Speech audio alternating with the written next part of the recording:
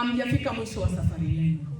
Tuwaombe namna maisha mlioko mnaishi ya shule, twendeni mkaendeleze maisha hayo hayo.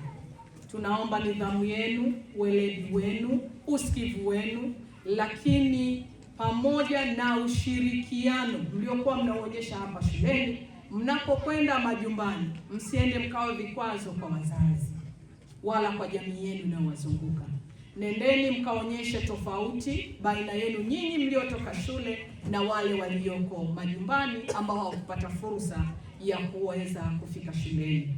Mkifanya hivyo, mtaisaidia taifa kuweza kuona tuna kila sababu kama wazazi kuendelea kuwasukuma watoto wetu waweze kwenda shule kwa ajili ya kupata maarifa mbalimbali kwa ajili ya kuja kulitumikia taifa letu.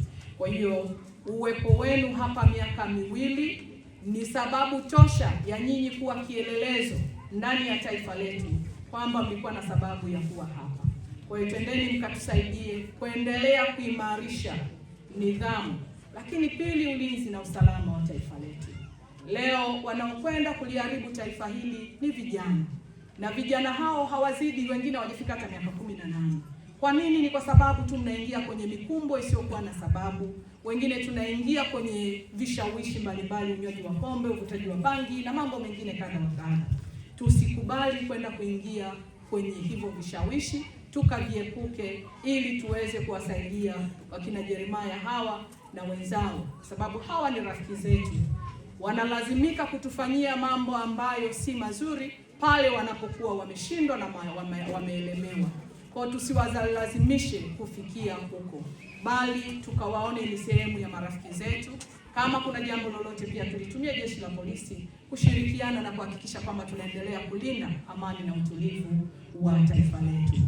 Kipekee pia nimshukuru sana Daktari Samia Suluhu Hassan. Mama huyu ametusaidia sana. Tangu ameingia madarakani, wazazi, hii shule imepata madarasa 18. Ndio tunakuta tuna bakaya madarasa karibu 16. Kwa hiyo ni mama ambaye aliamua kujipambanua kwenda kutatua changamoto za Watanzania ndani ya taifa lake.